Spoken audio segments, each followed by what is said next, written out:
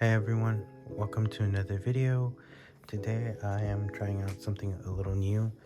I am doing some ruling questions that may potentially come up in either your locals, regionals, or YCSs. Some of you may already know the answers to these questions, which is great. Others may not, so let's just go over them. But before we get started, don't forget to hit that subscribe button. It'll really help me out. One more thing before we get started, I also want to give away this playset of Ash to one lucky winner who is subscribed, likes this video, and comments down below what their favorite deck is going to be this format, or what set they're looking forward to opening later this year, whether it's been announced or maybe they're always going to have 10s, so if you say 10s, the 2024 10s, that counts as well, because we already know we're going to get 10s, right? But yeah, also please bear with me, I am a little sick, so if I cough, you know why. Okay, so I set up the cards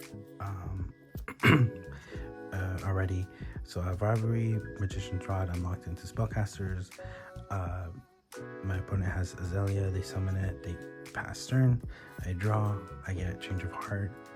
Can I legally activate Change of Heart to take over Azalea, which is a machine monster, even though I am locked into Spellcasters? You can pause the video, it's cool, but this is actually a legal activation. It's weird, right? I said the same thing when I found it out. So this will be able to resolve. I'll be able to take Azalea. Azalea will come to my side of the field. This will go to the graveyard. On resolution, Rivalry will check, and we'll see that this is a machine, not a spellcaster. So this will be sent to the graveyard, and that is what the interaction would be. The reason being is because you're not summoning, you're taking control. This will also apply to kaijus. So let's say I have Dragoon on the field.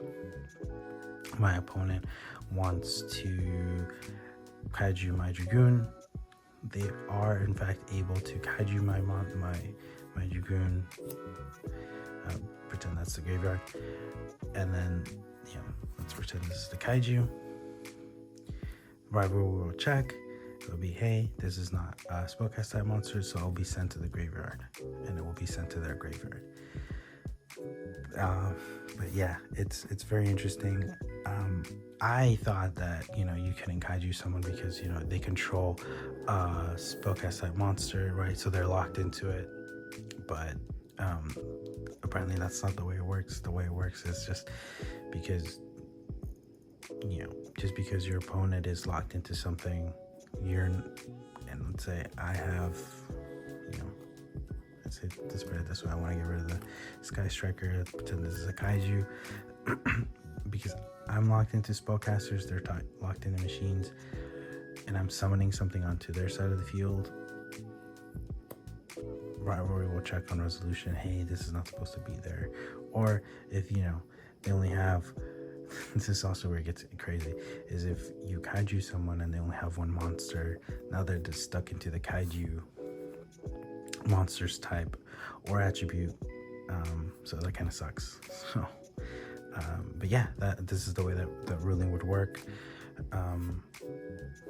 You're able to activate Change of Heart, take your opponent's monster that may not be the same type of type, or if you have goes a match, and if it doesn't align with the attribute, it'll get checked on resolution, which is crazy. But yeah, if you didn't know this, now you know, and if you did, just a friendly reminder. But yeah, let's get into another ruling.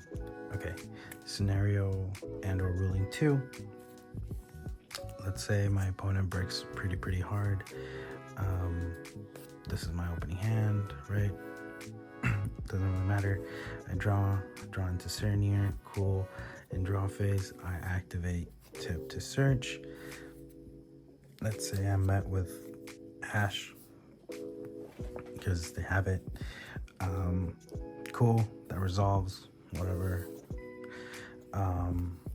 The only play I have is to, let's say, just normal summon Cartesia. I attempt to enter battle. Is this okay? Am I allowed to enter battle phase even though I activated tip but didn't search? The answer is no, this is not what is supposed to happen.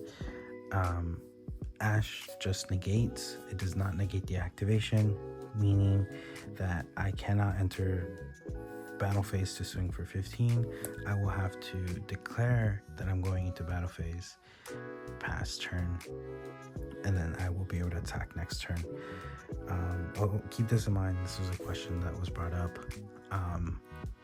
Some people thought that you can enter battle phase, but you can't, because again, Ash Blossom does not negate the activation. It just negates the effect, and it clearly states it on the text on the bottom. Negate that effect, not the activation.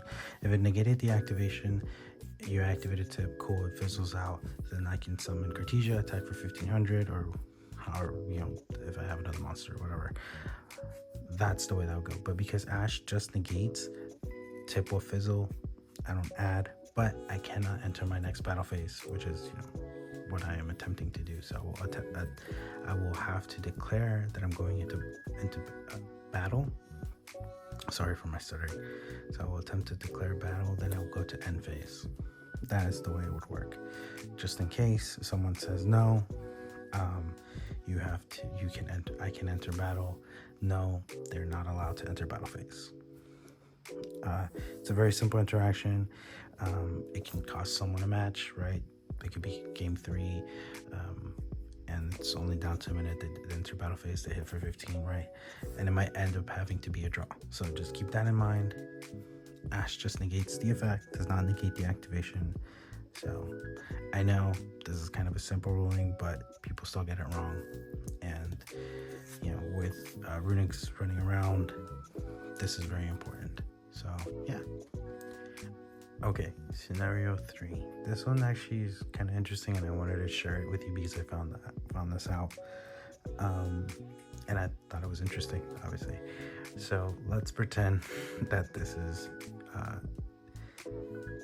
Experience Noir. Obviously, it's not.